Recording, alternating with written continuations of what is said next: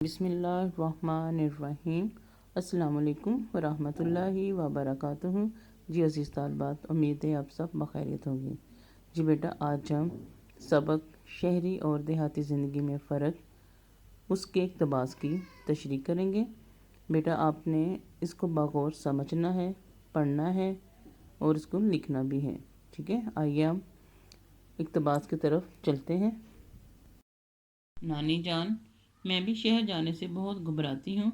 سڑکوں پر گاڑیوں کی لمبی لمبی قطاریں دیکھ کر میرا بھی دل گھبرانے لگتا ہے۔ ان کے شور سے میرے تو سر میں درد شروع ہو جاتا ہے۔ دھواں فضا کو اس قدر آلودہ کر دیتا ہے کہ سانس لینا دوبھر ہو جاتا ہے۔ میں شہر کے رہنے والوں کو داد دیتی ہوں، بھئی بڑا حوصلہ ہے ان لوگوں کا جو اس ماحول میں رہ رہے ہیں۔ جی بیٹا، جب آپ نے اپنی کاپی پہ اس کے اقتباس کی سلیس کرنی ہے تو آپ نے اس کو اس انداز میں لکھنا ہے، یعنی اس کا خاکہ ایسی ہونا چاہیے۔ پورا اقتباس لکھنے کی ضرورت نہیں ہے، ٹھیک ہے؟ سب سے پہلے آپ مشکل الفاظ کے معنی لکھیں گی۔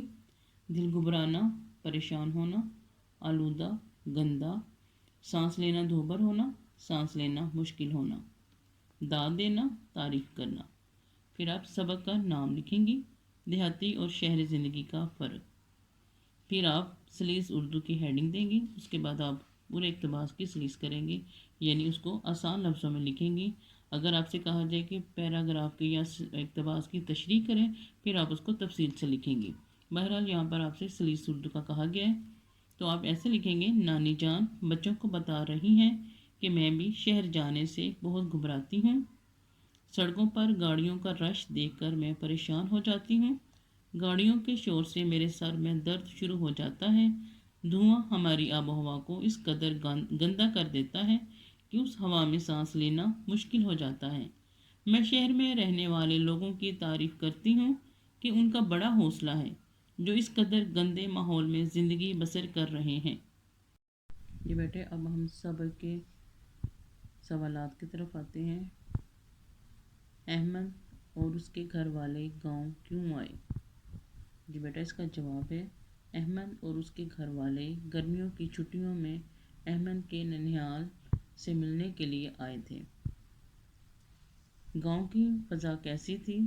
گاؤں کی فضا ہری بھری تھی۔ اگلا سوال ہے: دیہات میں رہنے والی اکثر خواتین موٹی کیوں نہیں ہوتی؟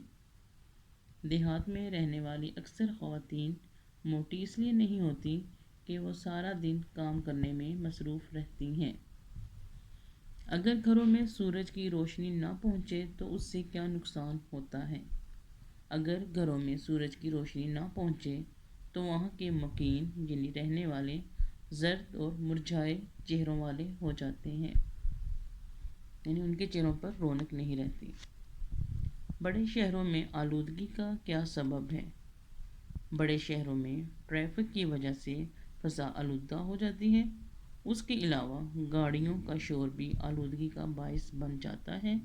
کارخانے جو دھواں اور زہریلا پانی خارج کرتے ہیں، اس سے بھی فضا آلودہ ہو جاتی ہے۔ موجودہ دیہات پرانے دیہات سے کس طرح مختلف ہیں؟ موجودہ دیہاتوں میں بجلی، سڑکیں اور موبائل فون کی سہولیات ہیں، جبکہ پہلے دیہاتوں میں ایسی سہولتیں موجود نہ تھیں۔ لوگ دیہات سے شہروں کی طرف نقل مکانی کیوں کرتے ہیں، یعنی وہ دیہات سے شہروں کی طرف کیوں جاتے ہیں؟ اس کا جواب ہے: لوگ کاروبار اور روزگار کی تلاش میں گاؤں سے شہر کی طرف منہ کر لیتے ہیں، یعنی چلے جاتے ہیں اور وہاں ہی رہائش پذیر ہو جاتے ہیں۔ اس کے علاوہ دیہات میں تعلیمی اور طبی سہولتوں کا بھی فقدان ہے، یعنی دیہات میں تعلیمی اور علاج کے لیے جو سہولتیں ہیں وہ بھی بہت کم ہوتی ہیں۔ اس نقل مکانی کو کیوں کر روکا جا سکتا ہے، یعنی اس ہجرت کو یا منتقل ہونے کو ہم کس طرح روک سکتے ہیں؟ اس کا جواب ہے: اس نقل مکانی کو روکنے کے لیے ضروری ہے کہ دیہات میں بھی تعلیم اور صحت کی تمام سہولتیں وہاں پہنچائی جائیں۔ دیہات میں کارخانے لگائے جائیں تاکہ لوگوں کو روزگار مل سکے۔ جی بیٹا، یہ آپ کے سوالات کے جوابات ہیں۔ آپ نے ان کو دھیان سے سننا ہے اور اپنی نوٹ بکس پہ لکھنا ہے۔ راو یاد کر کے آپ نے اپنی رف شیٹس پہ بھی لکھنا ہے، اور وقت ملے تو آپ نے اس کو اپنی نیٹ کاپی پہ بھی لکھنا ہے اور یاد کرنا ہے۔ اس کے ساتھ ہی اجازت چاہوں گی۔ اللہ حافظ۔